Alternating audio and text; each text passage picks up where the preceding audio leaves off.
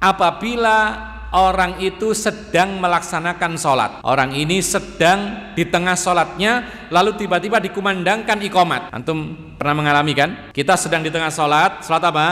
Qobliyah misalnya, qobliyah zuhur, tiba-tiba dikumandangkan iqamat. Atau kita sedang sholat tahiyatul masjid, di tengah sholat kita dikumandangkan iqamat. Apakah kita teruskan sholat sunnah kita atau kita batalkan? Maka di sini ikhwan fillah azakumullah, terjadi perbedaan pendapat di kalangan para ulama. Paling tidak ada 3 pendapat. Yang pertama mengatakan bahwa harus dibatalkan.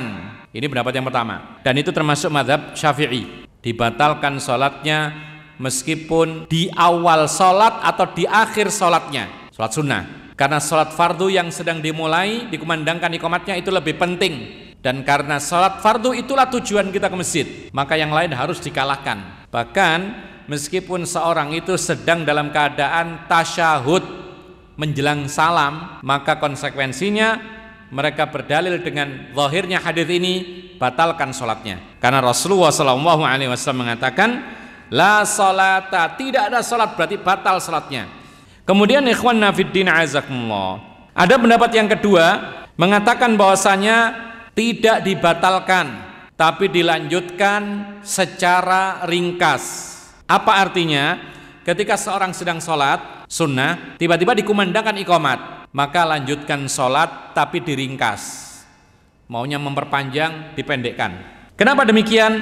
Mereka berdalil dengan firman Allah Subhanahu wa taala. Ini pendapat yang kedua, ya ayyuhalladzina amanu athi'ullaha wa athi'ur rasul wa la tubtilu a'malakum. Wahai orang-orang yang beriman, taatilah Allah, taatilah Rasulnya, dan jangan batalkan amalan kalian. Orang yang sedang sholat sudah mulai takbiratul ihram, berarti dia sudah beribadah, dan orang yang beribadah dilarang untuk membatalkan ibadahnya. Dengan dalil umumnya ayat ini, maka orang yang sedang di tengah sholat sunnah misalnya, lalu iqamat dikumandangkan, maka konsekuensinya teruskan sholat, cuman diringkas supaya bisa mendapatkan sholat fardu dengan sempurna. Baik dia di awal sholat maupun di akhir sholat, di tengah sholat sama, sempurnakan. Kemudian alasan yang lain, kenapa demikian? Untuk mendapatkan dua pahala tersebut.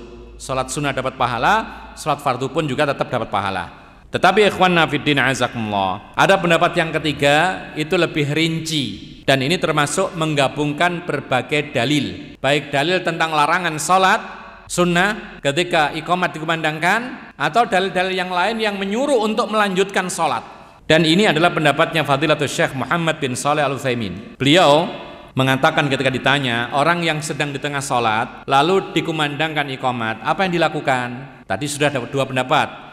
Lalu dia mengatakan, walladzi nara fi hadhil mas'alati annaka in kunta fir raq'ati tsaniyati fa atimmaha khafifatan wa in kunta fir raq'atil ula faqta'ha.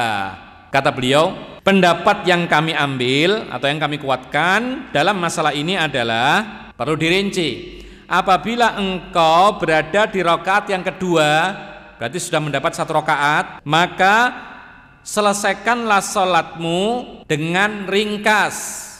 Jadi sudah dapat 1, tambahi 1 lagi ringkas. Insya Allah tidak akan terlambat sholat fardunya. Karena sholat fardu biasanya bacaannya panjang. Atau rakaat pertama seorang imam itu memang dianjurkan panjang atau lebih panjang daripada rakaat kedua, ketiga, dan keempat. Itu sunnah Rasul. Sehingga kalau engkau ringkas sisa rakaat sholat sunnahmu, maka insya Allah tetap mendapati sholat fardu bersama imam sempurna. Tapi kalau engkau di awal rakaat baru takbir lalu iqamat, batalkan. Karena apa? Karena konsekuensinya kalau diteruskan tambah lagi 1 rakaat lagi, lama, akhirnya ketinggalan sebagian sholat fardu. Sementara mana yang lebih penting antara menyempurnakan sholat fardu atau menyempurnakan sholat sunnah? Mana yang lebih penting bandingannya? Menyempurnakan sholat fardu tapi akhirnya tidak sholat sunnah, atau mementingkan sholat sunnah tapi ketinggalan sebagian fardunya? Mana yang lebih penting? Mementingkan sempurnanya sholat fardu, karena itu merupakan kewajiban, sehingga tidak mengapa meskipun tidak sholat sunnah. Maka ikhwan fillah azakumullah, kalau kita teliti pendapat ini, ternyata pendapat ini insya Allah lebih kuat. Jadi diperinci. Jadi kalau antum sedang di tengah sholat, perkirakan ini rakaat keberapa. Kalau baru takbiratul ihram, sudah antum nggak akan khusyuk gitu loh. Karena apa? Karena takut ketinggalan sebagian sholat fardu. Tapi kalau antum berada di rakaat kedua, insya Allah mudah. Selesaikan dengan singkat. Yang penting yang wajib-wajib lakukan. Baca Fatihah, rukuk, sujud, bila perlu bacaan zikir-zikirnya subhana rabbiyal a'la sekali saja. Sami Allahu liman hamidah, rabbana walakal hamdu. Allahu akbar subhana rabbiyal a'la. Allahu akbar rabbil firli. Allahu akbar subhana rabbiyal a'la. Allahu akbar. Tasyahud, salawat singkat, salam. Kemudian naik mendapatkan rakaat pertama salatnya imam. Ikhwana fillah azakumullah. Ini pendapat ini dikuatkan dengan beberapa dalil, dan ini penggabungan antara larangan melaksanakan salat ketika diiqamati salat dengan larangan membatalkan salat kecuali ada pembatal. Satu diantaranya adalah ketika Rasul ditanya tentang orang yang ragu-ragu apakah keluar angin atau tidak keluar angin, ragu dia. Apa kata Rasulullah? Beliau mengatakan la yansarif hatta yasma'a sautan aw yajida rihan. Nabi mengatakan jangan membatalkan sholatnya kecuali kalau dia betul-betul mendengar suara atau mencium baunya. Apa artinya? Kecuali kalau betul-betul ada pembatalnya, maka batalkan. Tapi kalau belum ada pembatal, tidak usah dibatalkan. Seperti tadi kita sholat di tengah sholat, kita bisa melanjutkan sampai selesai tanpa ketinggalan sholat fardu. Belum batal atau sudah batal? Tidak ada pembatal, maka silakan teruskan selagi apa? Selagi bisa menyusul imam dalam rakaat yang pertama. Ini alasan yang berikutnya. Ditambahkan oleh sebagian para ulama juga bahwasanya Allah Subhanahu wa taala berfirman, ya ayyuhalladzina amanu atiiullaha wa atiiur rasul wa la tubtilu a'malakum. Wahai orang-orang yang beriman, taatilah Allah, taatilah Rasulnya, dan jangan membatalkan amalan kalian.